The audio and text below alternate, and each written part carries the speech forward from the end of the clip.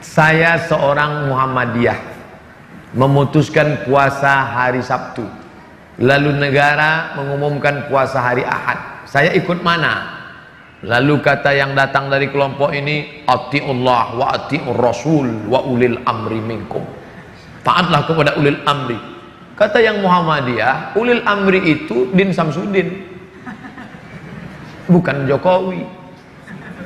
Karena ini kan tidak diangkat berdasarkan surah. Coba tengok tafsirnya. Ulil amri itu ulama, bukan pemimpin. Ini demokrasi, kata dia. Kata yang satu lagi, kamu kalau nggak mau ikut presiden, bakar aja KTP-mu, bakar aja SIM, pergi tinggal ke hutan sana. Akhirnya kelailah. Kenapa pertentangan ini terjadi? Karena sidang isbatnya diekspos. Akhirnya 2 tahun belakangan ini muncul ide, jangan lagi sidang isbat itu diekspos sehingga semua nonton. Sidang isbat di ruang tertutup, mau kelahi antara NU sama Muhammadiyah, kelahi di ruang tertutup itu, tapi suara yang keluar tetap satu. Itu yang terjadi di Mesir. Antara hisab, ilmu astronomi, dengan ru'yah yang pakai itu dikombinasikan. Jadi hisab dengan ru'yah bukan dikonfrontir, ditabrakkan, tapi dikombinasikan. Maka yang mestinya keluar itu satu suara. Sudah terwujud 2 tahun ini bisa satu suara, karena waktu itu sidang isbatnya tertutup, nanti yang keluar adalah langsung satu kata. Dengan ini kami semua ormas sepakat bahwa besok adalah 1 Ramadan. Walaupun bisik-bisik di dalam katanya ini mereka Ustadz seperti arisan, untuk tahun ini Muhammadiyah, untuk tahun depan NU. Wallahu alam, betul atau tidak, tapi yang jelas mampu mempersatukan. Andai ini terjadi, satu, amat sangat baik, bagus, positif. Orang luar agama kita tidak membenturkan kita. Andai balik ke lagu lama, dibenturkan antara ormas dengan negara, ikut mana? Saya pribadi menyarankan istafti qalbak wa in aftakal muftun. Ikutlah apa yang engkau yakini benar menurut engkau, walaupun 1000 orang berfatwa, memberikan fatwa kepadamu. Fatwa yang dikeluarkan oleh Muhammadiyah benar, fatwa yang dikeluarkan oleh Majelis Ulama Indonesia benar. Titik persimpangannya di mana? Penetapan pada angka minimal. MUI, NU menetapkan angka 2 derajat. Jika 2 derajat, maka dia dapat dikatakan hilal. Bila kurang dari 2 derajat, 1,5, bukan hilal. Sedangkan Muhammadiyah angkanya rendah, 0,5 pun sudah dianggap sebagai hilal. Turki lebih tinggi. Turki menetapkan hilal kalau 6 derajat. 6 derajat baru hilal, 2 derajat tidak hilal. Kesepakatan 6 negara, Brunei Darussalam, Singapura, Indonesia, Malaysia, Patani Thailand Selatan, Moro Filipina, 6 yang muslim ini menyepakati 2 derajat baru disebut hilal. Kalau kurang dari 2 derajat bukan hilal. Tapi Muhammadiyah dia katakan 0,5 pun kalau sudah itu hilal, maka dia adalah hilal, maka boleh. Di situ letak persimpangannya. Maka bagi adik-adik yang bapak-bapak yang ikut Muhammadiyah itu ijtihadi, ijtihad, maka dia ikut itu tidak. Ustadz sendiri ikut mana? Saya Komisi Fatwa Majelis Ulama Indonesia Provinsi Riau, maka saya ikut hasil sidang Komisi Fatwa. Kalau Komisi Fatwa mengatakan berdasarkan penampakan 2 derajat besok puasa, maka saya ikut itu. Tapi kalau Muhammadiyah mengundang saya khutbah, saya nggak mau ikut. Karena kalau saya ikut undangan Muhammadiyah, ikut nanti saya bisa khutbah 2 kali. Hari ini saya khutbah di Muhammadiyah, besok saya khutbah sebagai Komisi Fatwa MUI. Nah, itu perlu juga disampaikan bagi jamaah yang menyampaikan khutbah. Ikuti salah satu, jangan ikut dua-duanya. Selanjutnya tentang masalah apa tadi? Bagaimana spirit Ramadan bisa dibawa keluar Ramadan? Kebanyakan kan semangatnya di Ramadan itu aja. Terlihat dari masjid-masjid yang pakai tenda keluar, sampai tendanya itu keluar kalau pada tanggal 1 sampai 2. Lalu kemudian habis itu babak semifinal. Habis itu final, akhirnya adalah malam Idul Fitri, itu kembali ke pemain inti. Pemain naturalisasi kabur semua sudah. Makanya kalau kita pahami, makanya tadi awal kajian kita, kalau ingat, coba ingat, di awal kajian kita tadi adalah judulnya, jangan jadikan agama sebagai seremonial, rutinitas. Rutinitas Ramadan, rutinitas Sya'ban, rutinitas Rajab, jangan jadikan sebagai rutinitas. Maka pahami maknanya. Syawal artinya, kita lihat penggunaan kata Syawal. Ini tiang neraca timbangan. Timbangan zaman dulu, bukan timbangan duduk, timbangan yang pakai tiang. Di sisi kiri ada alat penimbang, di sisi kanan ada alat penimbang. Ketika diletakkan barang yang ditimbang, lalu salah satunya naik ke atas, yang satu turun ke bawah. Yang naik itu bahasa Arabnya Syawal. Naik ke atas artinya Syawal. Ekor ayam turun ke bawah, ekor sapi turun ke bawah, ekor kucing turun ke bawah. Tapi ada binatang yang ekornya naik ke atas, itu disebut dengan Syawal. Apa itu? Ekor kalajengking naik ke atas. Kemudian ketika onta musim panas, moncong onta dikerubungi lalat, maka onta menaikkan ekornya ke atas untuk mengusir lalat, maka itu disebut dengan Syawal. Maka makna Syawal adalah peningkatan. Makanya setelah Ramadan disuruh puasa 6 hari. Untuk apa puasa 6 hari? Semangat di bulan Syawal, semangat di bulan Ramadan, dilanjutkan ke Syawal. Itu dipahami maknanya dengan baik. Sudah saya pahami dengan baik, tapi tetap juga molor sholat subuh jam 6:30 Pak Ustaz. Maka sering-sering ngelihat orang sakit, sering-sering ngelihat orang sakit, itu membangkitkan semangat ibadah. Bagi yang sedang down sekarang, udah dengar ceramah nggak juga ngecas, nggak naik juga, maka pulang dari sini langsung ke rumah sakit. Kalau security-nya nanya, Mas mau jenguk siapa? Semua yang sakit mau saya jenguk. Ikuti orang mati. Man syahidal janazata, siapa yang ikut jenazah hatta tusalla alaiha, sampai solat jenazah, lahu qirat, dapat 1 pahala. Wa man syahidal janazata, siapa yang menyaksikan jenazah hatta tudfana, sampai dikubur di liang lahat, lahu qiratan, dapat 2 qirat. Sahabat bertanya, wa mal qiratan ya Rasulullah, apa itu 2 qirat? Apa kata Rasul? Mithlul jabalainil azimaini, seperti 2 bukit Uhud yang besar. Maka apa manfaatnya melihat jenazah terbujur kaku, yang dulu kaya raya, yang dulu profesor, doktor, penguasa, yang dulu hebat, masyhur, ternyata kalau mati yang dibawa hanya amal juga. Memang yang paling sulit adalah istiqomah. Makanya ketika seorang sahabat bertanya, ya Rasulullah, ausini wa aujiz, berikan aku 1 pesan, jangan banyak-banyak, singkat, padat. Apa dia? Qul amantu billah tsumma istaqim. Istiqomahlah. Makanya orang yang istiqomah itu balasannya luar biasa. Ketika sebelum malaikat maut mencabut nyawanya, maka malaikat sudah turun berbisik ke telinganya, alladzina qalu rabbuna Allah, orang yang mengatakan Tuhanku Allah, tsumma istaqamu, kemudian istiqamah, tatanazzalu alaihimul malaikah, turun malaikat berbisik ke telinganya, alla takhafu, jangan kau takut, wala tahzanu, jangan kau sedih, wa abshiru bil jannati allati kuntum tu'adun, berbahagialah engkau mendapatkan surga yang dijanjikan oleh Tuhanmu, dan yang dapat itu hanya istiqamah. Maka terus berjamaah, alaikum bil jamaah. Ada pengajian, datang. Ada kajian-kajian dekat rumah, di masjid, hadir. Itu salah satu cara untuk istiqomah. Lihat orang sakit, jenguk orang mati, terus berjamaah. Harus ada memaksakan diri. Kalau kena tidak ada, kamu kenapa nggak kajian? Saya ngalir aja lah seperti air. Ngalir apa? Iya, kalau airnya kalau air comberan, ngalir aja lah. Terserah yang di atas aja lah. Apa di atas? Cicak. Harus ada bergerak, ngerti, paham. Wallahu a'lam bishawab. Langsung aja. Baik. Banyak. Sampai kapan batas boleh mengqadha saum? Ini puasa Ramadan tahun lalu. Ini 29 hari lagi puasa. Maka puasa yang ini diqadhanya kapan? Nih, qadha artinya ganti. Ini kesempatan emas nih.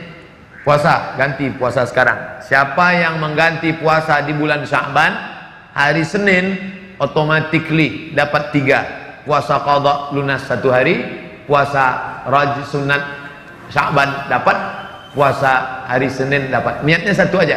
Saya niat puasa qadha, otomatis dapat 3. Jadi nggak perlu niatnya 3. Saya niat puasa qadha sekaligus puasa sunat Sya'ban sekaligus puasa Kamis. Batasnya kapan? Sampai Ramadan ini.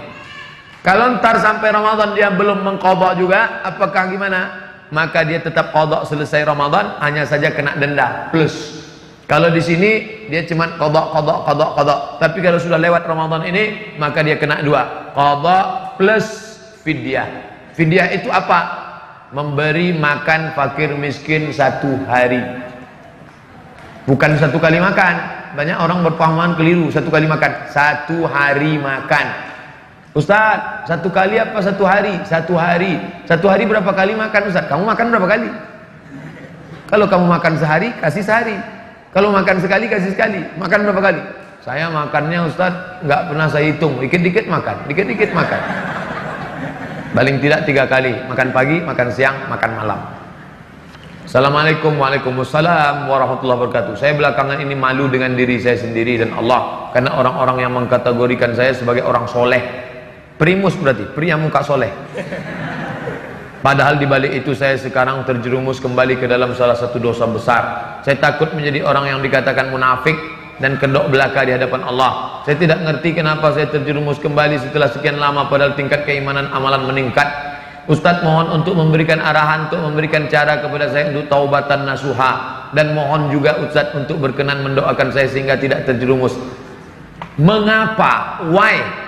Kenapa kembali terjerumus? Maka kalau ada orang tobat, setelah tobat dia kembali ke masa lalu, yang perlu ditelusuri adalah mengapa dia kembali. Akar masalah penyakitnya apa? Saya kembali ke pekerjaan yang lama itu Pak Ustadz karena masalah ekonomi. Oh, berarti anda terjebak riba. Sebelum tobat riba, setelah tobat kembali ke riba. Berarti ekonominya mesti diperbaiki. Lepaskan dirimu dari riba. Berarti ekonomi. Apa sebabnya? Saya dulu Pak Ustadz sudah berhenti, nggak lagi nyanyi-nyanyi karaoke, lagu metal, lagu hantu, lagu setan. Tapi sekarang masih. Sebabnya apa? Pergaulan. Berarti harus di-cut pergaulannya. Sebab kamu kenapa? Saya kembali ke masa lalu, perbuatan ini. Masalahnya apa? Seks. Kenapa muncul masalah seks? Karena belum menikah. Ya nikah. Man istata'a minkumul ba'ah. Siapa yang sudah mampu falyatazawwaj, menikah. Kalau nggak sanggup menikah, fa'alaihi bisawm. Perbanyak puasa sunat. Makan berkurang, libido seksual turun, nafsu ada, tenaga nggak ada. Nafsunya ada, tenaganya nggak ada. Apalagi mahasiswa di kampus, datang kawan, tengok tuh ada cewek cantik, mana udah nggak ngeliat dia. Maka disuruh banyak mempuasa sunat. Maka jangan mengobati masalah yang sebenarnya bukan inti masalah. Maka saya kalau ceramah saya mesti tahu dulu ini masalahnya apa. Jangan sampai kita bawa entrostop, ternyata orang sakit migrain. Kita bawa bodrek, dia mencret, nggak sesuai. Maka kamu yang paling mengerti tentang dirimu. Apa masalahmu? Atasi masalah tanpa masalah. Nggak ada ya syariah. Kenali diri. Halakam ru'un lam ya'rif qadrahu. Orang yang paling celaka adalah orang yang tidak mengerti dirinya. Kamu masalah sekarang. Iya. Masalah kamu apa? Disitulah letak masalahnya Pak Ustaz. Saya tak mengerti apa masalah saya. Ini paling masalah. Bagaimana hukum menikahi wanita yang sudah tidak perawan lagi, padahal lelaki itu belum pernah melakukan serupa kepada wanita? Apakah boleh menikahinya? Nama kitabnya Fikih Sunnah, nama penulisnya Sayyid Sabiq. Sayyid Sabiq mengutip dari kitab Majmu' Fatawa Ibnu Taimiyah. Bunyi teksnya begini: Inishtarata bikran fabanat thayban falahul fashu. Ini perempuan, nggak tahu entah gadis entah tidak, gaya-gayanya kayak gadis. Lalu ini ada seorang lelaki, dia ingin perempuan yang gadis. Adinda, sebelum aku menikahimu, tak ingin terjadi penyesalan di akhir masa. Apakah kau menjaga kehormatanmu selama ini? Lalu si ini percaya, karena dia lihat tanda-tandanya seperti menjaga. Dia untuk menjurus langsung, dia tidak ingin menyakiti hati si perempuan. Ternyata setelah menikah, inilah yang dikatakan Imam Ibnu Taimiyah, inishtarata bikran. Kalau laki-laki ini mensyaratkan istrinya mesti perawan, fabanat saiban, ternyata tidak perawan, falahul fashu, maka dia punya hak untuk fasah. Fasah artinya pembatalan pernikahan. Ternyata perempuan itu mengaku di malam itu atau bla bla bla, maka dia mesti datang ke wali perempuan itu, Pak, ternyata begini-begini keadaannya. Maka sesuai pendapat Ibnu Taimiyah dalam kitab Majmu' Fatawa yang dinukil oleh Sayyid Sabiq dalam kitab Fikih Sunnah. Kalau nggak ingat, pokoknya begitu aja lah. Ini starata bikran, kalau seorang laki-laki mensyaratkan istrinya mesti bikr, gadis, fabanat saiban, ternyata tidak gadis, falahul fashu, maka dengan ini aku membatalkan pernikahan. Bapak nggak perlu tahu orang lain ini bla bla cerita ini, jangan langsung jangan diekspos ke FB. Ini penyakit orang sekarang. Begitu terjadi masalah, ternyata kau tidak seperti yang kuinginkan. Kasihan. Bagi yang suka tolong like and share. Bukan begitu cara menyelesaikan masalah. Selesaikan menurut tuntunan syar'i agama Islam. Tapi ternyata tidak semua laki-laki begitu. Banyak laki-laki yang siap. Kamu gimana? Walaupun tidak perawan, aku tetap menerima dia Pak Ustadz. Apalah arti sebuah keperawanan? Jadi jangan samakan semua laki-laki. Yang penting dari awal itu jangan ada dusta di antara kita. Jazakallah Ustadz, semoga Allah ridho kepada Ustadz mendapat lindungan. Amin ya rabbal alamin. Tapi ini berlaku bagi yang awal-awal. Jangan setelah anak 2 baru. Setelah anak lahir 2 baru dia bilang, ternyata aku dulu tidak bisa menerimamu, jadi ku lepas engkau sekarang. Jadi yang 2 ini gimana? Apakah puasa, sholat yang pernah tinggal wajib diganti, sementara kita sudah lupa? Segala yang tinggal sholat yang lama-lama dulu wajib diqadha. Tapi kata Ustadz kami nggak perlu diqadha, istighfar aja cukup. Astaghfirullah Rabbal baraya. Selesai. Itu pendapat Ibnu Taimiyah. Hanafi, Maliki, Syafi'i, Hambali mengatakan wajib diqadha, diganti. Cara gantinya gimana? Selesai satu sholat langsung qadha. Ntar zuhur, ntar Jumat Pak Ustadz. Oke, Jumat. Selesai sholat Jumat langsung qadha zuhur. Bagi yang pakai usolli, NU, Perti pakai usolli, Muhammadiyah Persis nggak pakai usolli, niat sholat qadha karena Allah Ta'ala. Allahu Akbar. Jadi qadhanya setiap selesai sholat fardu satu qadha. Di mana kami bisa lihat referensinya? Al-Fiqhul Islami wa Adillatuh, Syekh Wahbah Az-Zuhaili. Terjemahan bahasa Indonesia Gemah Insani Press. Kami nggak punya duit beli buku Pak Ustadz, maunya di internet aja. www.google.com, tulis di search Google itu, tulis qadha sarwat, itu keywordnya, K kunci, word kata kunci, qadha sarwat. Qadha artinya tentang qadha, sarwat Ustadz Sarwat membahas tentang itu, lengkap 4 pendapat ulama. Kenapa Ustadz ambil dari pendapat Ustadz Sarwat? Saya ambilnya bukan dari Ustadz Sarwat, saya ambil dari Al-Fiqhul Islami wa Adillatuh Syekh Wahbah Zuhaili. Tapi untuk terjemahan Indonesianya belum ada, yang edisi PDF mungkin ada sebagian, tapi sulit untuk dicari. Tapi kalau untuk ringkasnya Ustadz Sarwat sudah tuliskan itu. Itu saran bagi yang tidak bisa bahasa Arab. Masalah puasa Pak Ustadz, puasa tidak ada khilafiyah, puasa wajib diqadha. Faman kana minkum maridan, siapa yang sakit, au ala safarin, atau musafir, fa'iddatum min ayyamin ukhar, ganti di hari yang lain. Apa pandangan Ustadz tentang fenomena sekarang adanya beberapa Ustadz yang saling tahzir, yang bikin umat bingung? Fenomena sekarang dia bilang. Ini bukan sekarang Mas Bro. Tahzir mentahzir dari dulu. Ini ada ulama namanya Syekh Mukbil bin Hadi Al-Wadi'i. Ini ada ulama namanya Syekh Yusuf Al-Qardawi. Mukbil mentahzir Qardawi. Jadi kalau Ustadz Adi Hidayat ditahzir itu nggak seberapa. Saya share bukunya, judulnya Iskatul Kalbil Awi Yusuf bin Abdillah Al-Qardawi. Iskat membungkam, kalbi anjing, awi nggonggong. Membungkam anjing, menggonggong Qardawi. Yusuf Qardawi anjing. Kalau Yusuf Qardawi anjing, saya ini apa? Jadi jangan heran nanti kalau ada orang mentahzir saya, mentahzir Ustadz, itu dalam dunia mereka biasa. Dunia siapa? Dunia ahli tahzir. Kerjanya mentahzir aja. Namanya ahlul bait, ahlul bid'ah wa tahzir.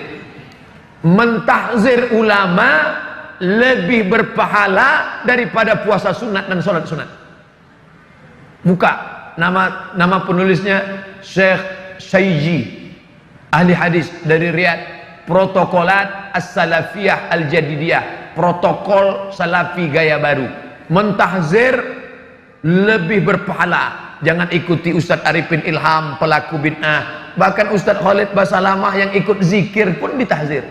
Apa hukumnya ikut mendengar ceramah orang yang ikut ahli bid'ah? Tahzir mentahzir. Nah, ini nama kelompoknya ahlul bid'ah wa tahzir. Biasa itu. Syekh Ramadan Al-Buti tahzir. Datang orang bertanya ke Syekh Abdul Razak Al-Abbad. Syekh, ya, apa pendapat anda tentang Syekh Mutawalli Asy'arawi? Syekh Mutawalli Asy'arawi imamnya ahli tafsir Mesir. Tak ada ulama lebih hebat daripada Sy'arawi. Apa kata ahli tahzir? Laisa min ahli sunnah. Saya dengarnya, oh hampir saya banting HP saya. Enak aja dia ngomong, Asy'arawi laisa min ahli sunnah. La ilaha illallah. Masalah tahzir mentahzir. Kalau guru kencing berdiri, murid kencing maraton.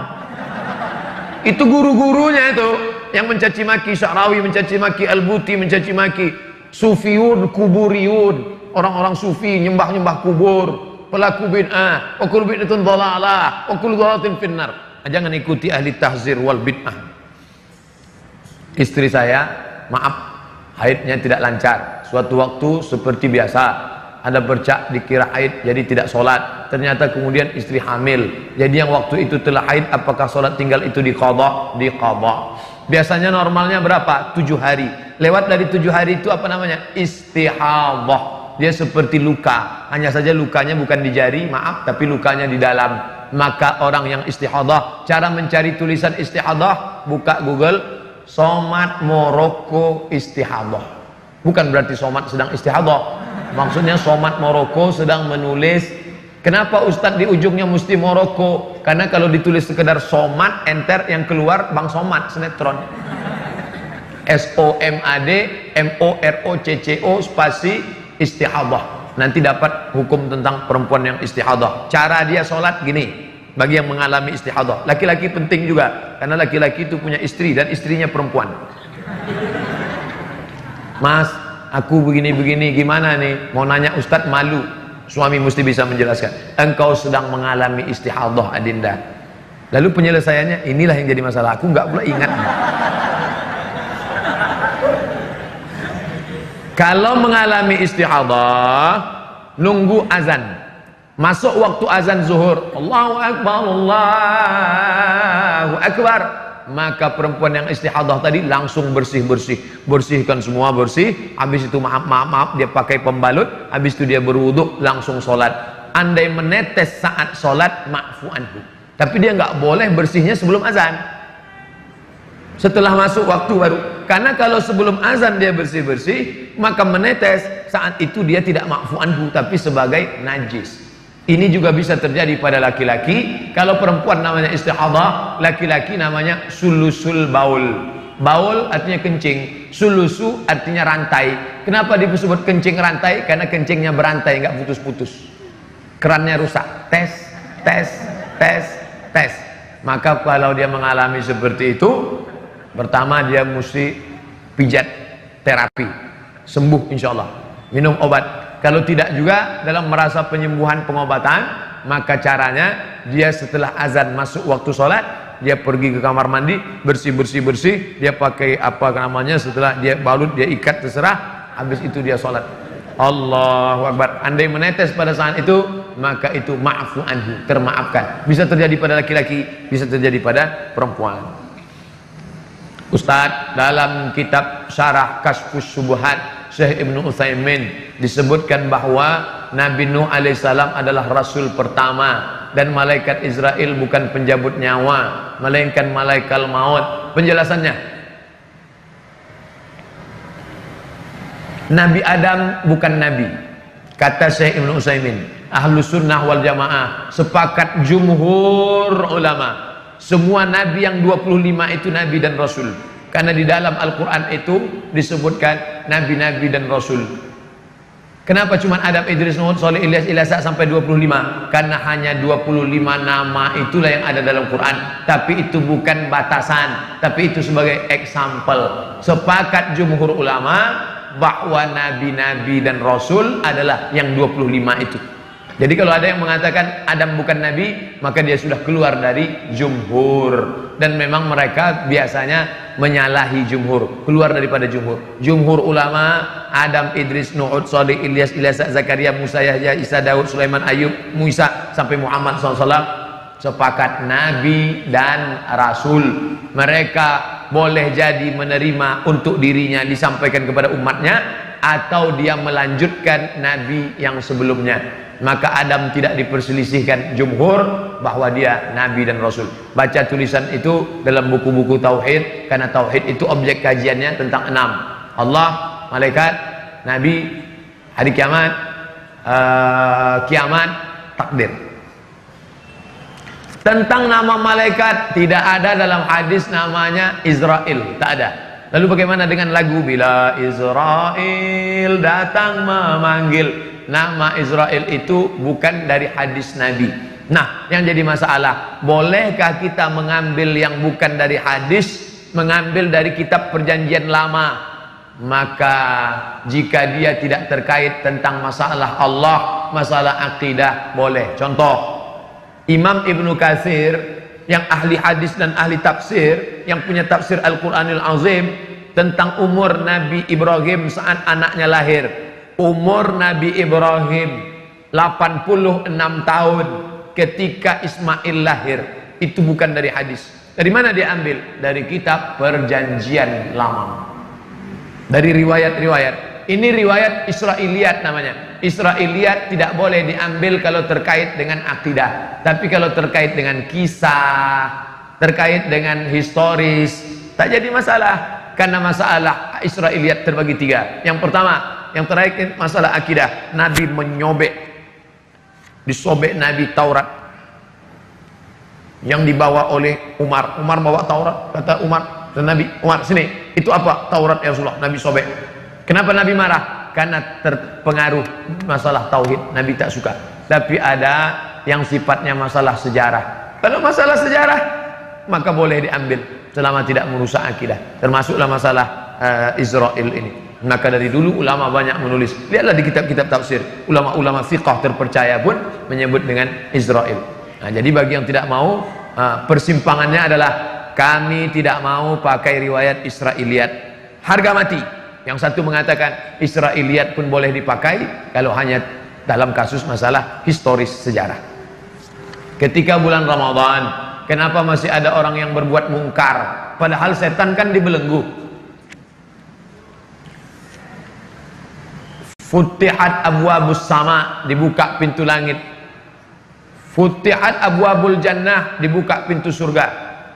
Wa ghulliqat abwabun nar, dikunci pintu neraka. Wa suffidat asyayatin, setan-setan dibelenggu.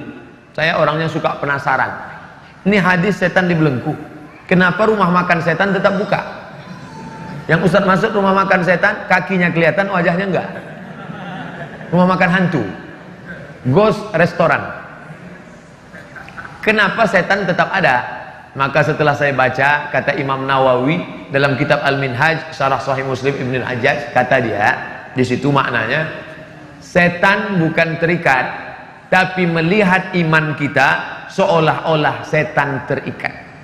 Contoh, saya mau ceramah, pas saya datang ke masjid, rupanya saya terlambat, sudah ada ustadz pengganti. Lalu saya duduk di situ. Selesai tausiah, apa kata ustadz pengganti? Waktu ustadz duduk tadi, mulutku rasanya terkunci. Apakah mulut dia terkunci atau enggak? Enggak terkunci. Lalu kenapa dia katakan terkunci? Karena ustadz ada duduk di situ, aku grogi, seolah-olah, sekonyong-konyong, seakan-akan mulutku terkunci. Begitu juga dengan ini. Apa kata iblis? Kata setan, karena kekuatan imanmu mas bro, maka aku merasa terkunci, terikat. Dia sudah bolak-balik ngajak, ayo makan, ayo makan, ayo makan, ayo makan. Tidak. Saat puasa sunat nih, puasa sunat, bro, ayo minum yuk. Katakan tidak. Say no to drink. Makan yuk. Enggak. Aku yang bayar. Oke. Di saat engkau kuat, maka seolah-olah setan terbelenggu dan terkunci. Begitu kata Imam Nawawi, penjelasan tentang setan terbelenggu. Jadi nanti kalau ada yang nanya, katanya setan terbelenggu Pak Ustaz, kok orang masih tetap banyak sweet-sweet, orang tetap banyak buat dosa? engkau akan membelenggu setan dengan kekuatan imanmu. Hukum baca doa iftitah dalam sholat sunat rawatib apa? Sunat. Allahu Akbar kabira, Allahumma ba'id baini wa baina khatayaya, wajjahtu wajhi alladhi fatara samawati. Buka buku saya 77 tanya jawab sholat, download gratis di internet. Iftitah 1, iftitah 2, iftitah 3, iftitah 4, iftitah 5. Iftitah hukumnya sunat, baik pada sholat fardu maupun sholat sunat. Tapi kawan saya cepat betul sholatnya Pak Ustaz. Allahu Akbar, Allahu Akbar. Dia nggak baca iftitah, dia cuma baca Fatihah saja. Jadi iftitah saja, Fatihah saja sah. Baca Fatihah saja sah. Cuman ibarat makan ya, nasi sama kecap doang. Tentu kita maunya full, ada sayurnya, ada dessertnya, ada cuci mulutnya, cuci kakinya, ada semuanya lengkap. Maka dia ada iftitahnya, ada ayatnya panjang, tasbihnya lengkap, tumakninahnya mantap. Nah, itu. Jadi jangan cuman, jadi nanti kalau kelihatan ada cepat, itu cepat betul, nasi sama kecap tuh. Ustaz, sejak guru ngaji saya tidak bisa ngajar lagi, saya jadi banyak belajar agama lewat buku dan YouTube. Bagaimana hukumnya Pak Ustadz? Ngaji lewat YouTube boleh, tapi dengan syarat yang ngomong di YouTube itu siapa. Kamu mesti tahu orangnya, orangnya ada wujudnya di dunia ini. Jangan sampai dia tak berwujud. Diberitakan ada seorang, itu nggak betul. Yang suaranya aneh-aneh itu bukan orang itu. Jangan sampai antum belajar nama guru kamu siapa? Naruto. Saya ceramah seminggu di Kuala Lumpur, jamaah titip salam, anak-anak kecil. Ustadz mau ke Kuala Lumpur ya? Iya. Tolong titip salam sama Upin Ipin ya. Saya di Malaysia saya nggak ketemu. Upin Ipin itu fiktif, nggak ada orangnya. Jadi kalau belajar sama siapa? Sama Ustadz Somad. Ustadz itu ada wujudnya, ada. Ini orangnya, ini nomor HP-nya. Kalau nggak paham bisa ditanyakan. Ustadz dalam ceramah Ustadz yang judulnya ini saya nggak paham artinya apa. Kalau begitu modelnya bisa. Sedangkan media itu sebagai alat saja, boleh. Tapi kalau nggak jelas orangnya, saya dengar Ustadz Idrus Ramli. Ustadz Idrus Ramli itu ada orangnya. Bukan Ustadz alam goib. Ada nyata. Sama Ustadz Ade Hidayat ada orangnya, sama Ustadz Fulan ada. Boleh nanya bagaimana cara melawan hawa nafsu yang selalu berbisik untuk ngajak pacaran. Pertama, buanglah pacar pada tempatnya, ganti nomor, buang FB, putuskan. Ustadz ngomong aja, emangnya Ustadz dulu waktu kuliah nggak pacaran? Saya kuliah 4 tahun di Mesir nggak punya pacar. Kenapa? Nggak dapat. Kampus laki-laki dengan kampus perempuan jaraknya 15 km. Al-Azhar, kami di lokal laki-laki semua. Anak Indonesia, mahasiswa Indonesia zaman saya kuliah dari 1998 sampai 2002 di Kairo. Zaman saya kuliah anak Indonesia 2.400 orang. Yang laki-laki 2.100, yang perempuan 300. Persaingan ketat. Saya diuntungkan oleh keadaan. Oleh sebab itu mahasiswa-mahasiswa saya sadar kalian zaman sekalian sekarang sulit. Dulu zaman kami kenalan sama perempuan susah. Zaman sekarang tinggal ketik namanya langsung dapat, say hello, makan bakso 2 kali selesai. Oleh sebab itu godaan kalian luar biasa dan balasannya juga luar biasa. Al-ibadatu fil haraji, orang yang tetap istiqomah dalam ibadah padahal waktu itu zaman banyak fitnah, kahijratin ilayya, dia sama seperti berhijrah kepadaku, kata Nabi SAW. Andai saya disuruh, ada yang nawarin, Ustadz mau muda lagi umur 20, enggak sanggup saya. Godaan yang luar biasa. Tapi anak-anak muda yang sekarang istiqomah dari sejak kemarin sore di Masjid Kota Bandung Al-Fathu, anak-anak muda. Tadi subuh anak-anak muda, yang sekarang anak-anak muda. Malah saya menduga nampaknya orang tua sudah banyak yang meninggal dunia. Sebab itu kalian mesti istiqamah. Putuskan kontak yang kira-kira membuat pintu kita masuk ke dalam. Namanya sadduz zari'ah, menutup pintu. Duduk berdua di tengah taman orang banyak, itu enggak haram. Duduk kita satu kursi berdua, orang ramai di tengah taman, enggak berdosa. Tapi menurut sadduz zari'ah haram. Kenapa? Karena itu akan berlanjut kepada yang lain-lain. Makanya hindari ini miss call. Ini sekarang banyak laki-laki perempuan katanya ta'aruf, casingnya ta'aruf, isinya pacaran. La talbisul haqq bil batil. Jangan kamu campur yang hak dengan yang batil. Tak baik. Oleh sebab itu yang agak mengarah-arah ke sana, buang. Ada SMS masuk, Ustaz, bolehkah saya membangunkan teman saya untuk tahajud? Apa namanya? Tahajud call. Itu hanya celah setan saja untuk masuk.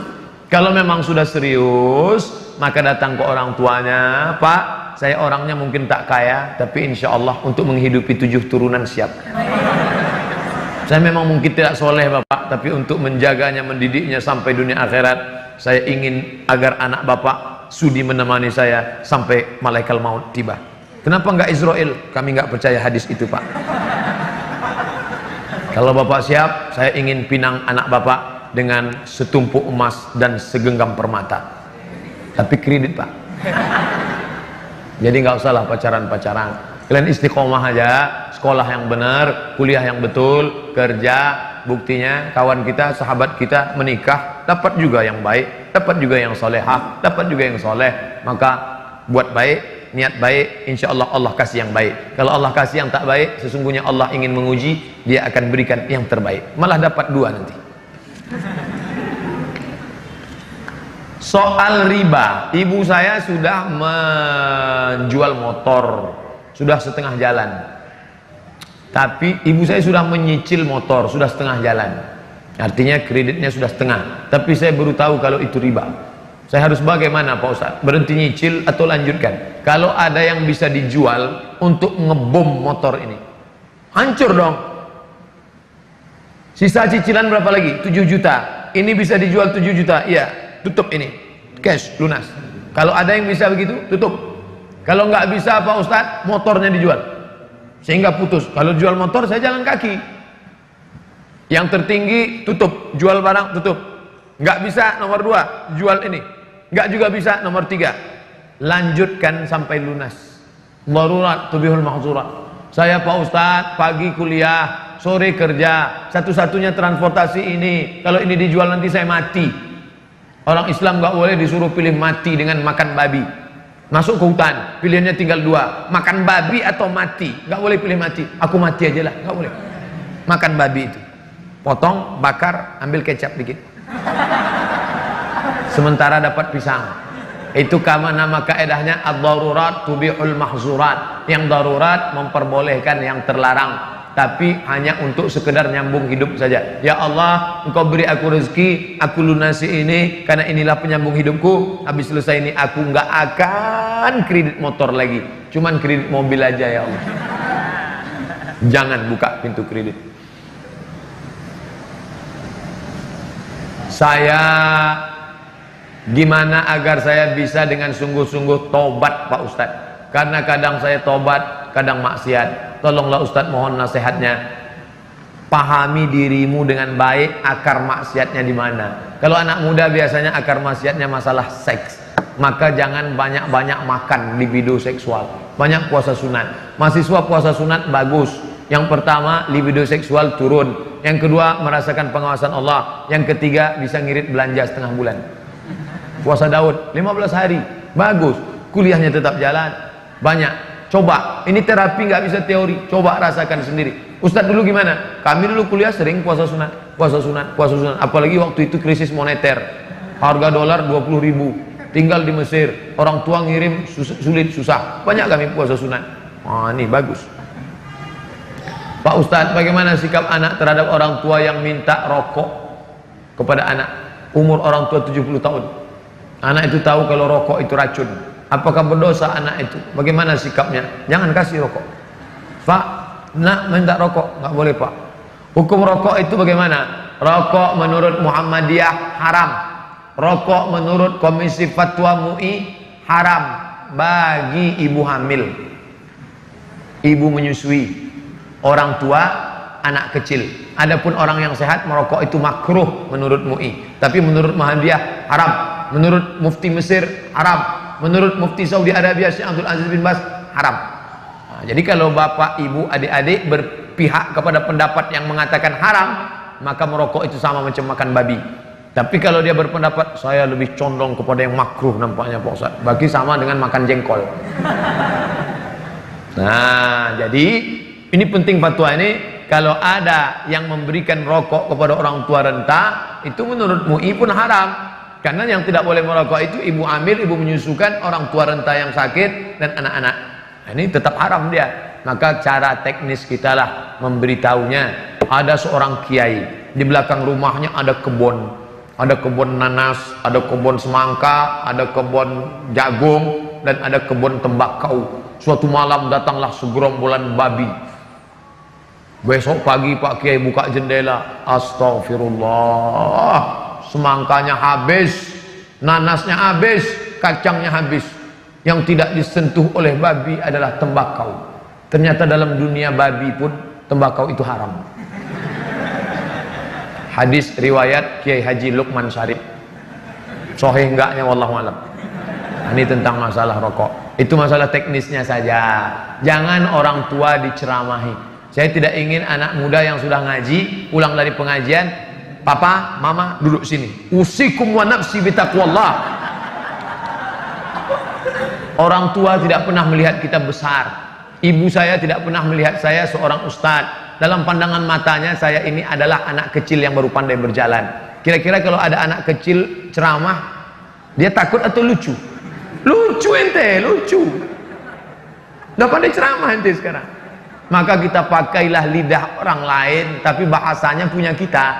Siapa yang ngomongannya dia dengar? Sepupunya, kakaknya, adiknya, tokoh agamanya, ustadznya. Kita pinjam mulut dia. Kita aja ngomongin ke bapak saya ya. Satu pun gak ada yang dia takuti Pak Ustadz. Kita ajak dengan bahasa yang santun. Wa in jahadaka, kalau dia mengajakmu ala untusyrika bi, mempersekutukan aku, ma laysa laka bihi ilmun, engkau tak ada ilmu tentang itu, fala tuti'huma, jangan kau patuh. Tapi ayat itu masih koma, belum titik. Wa sahibhuma fid dunya ma'rufa, tetaplah engkau bergaul baik dengan dia. Enggak boleh ngelawan orang tua walaupun kafir. Sedangkan yang kafir aja nggak boleh, apalagi sekedar merokok. Surat tilang sudah masuk. Mohon maaf 5 menit lagi Pak Ustadz, memang sudah habis. Innalillahi wa inna ilaihi raji'un. Terima kasih atas segala perhatian.